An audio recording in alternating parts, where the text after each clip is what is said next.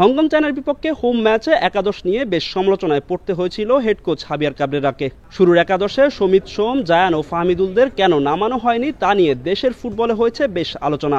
তবে অ্যাওয়ে ম্যাচে বাঁচা মরার লড়াইয়ে বেশ কিছু পরিবর্তন আনতে যাচ্ছেন বাংলাদেশ কোচ, যার শুরুটা হবে ডিফেন্সে।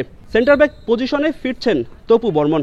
ইনজুরি থেকে পুরোপুরি ফিট হওয়ায় এই ম্যাচে শুরুর একাদশে দেখা যেতে পারে তাকে। তার সহযোগী হিসাবে ডিফেন্স সামলাবেন শাকিল আহাদ তপু ও তারিক কাজী। অন্যদিকে লেফট ব্যাকে গেল ম্যাচে বেশ কিছু ভুল করায় দলে জায়গা হারাবেন সাদউদ্দিন। তার পরিবর্তে সুযোগ পাবেন জাহান আহমেদ। হংকংয়ের বিপক্ষে গেল ম্যাচে দুর্দান্ত পারফরমেন্স করে সমর্থকদের মনে জায়গা করে নিয়েছেন এই ফুটবলার। আর রাইট ব্যাকে বরাবরের মতো কোচের আস্থা তাজউদ্দিনে। শুধু ডিফেন্স নয়, মিডফিল্ডেও আসতে যাচ্ছে পরিবর্তন। এই ম্যাচে শুরুর একাদশে খেলবেন সমিত সোম, তবে তাকে দেখা যাবে অ্যাটাকিং মিডফিল্ডার হিসাবে।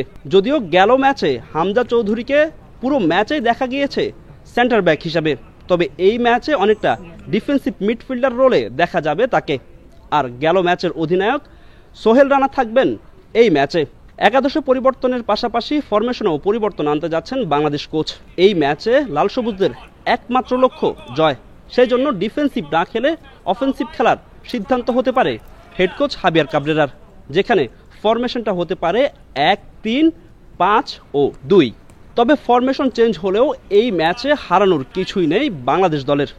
এশিয়ান কাপের মূল পর্বে খেলার যেই স্বপ্ন, সেই স্বপ্ন বাঁচিয়ে রাখতে এই ম্যাচে পূর্ণ 3 পয়েন্ট নিতে চায় লাল সবুজরা। কাইতাক স্টেডিয়াম থেকে ফাহিম ইসলাম, সময় সংবাদ, হংকং, চায়না।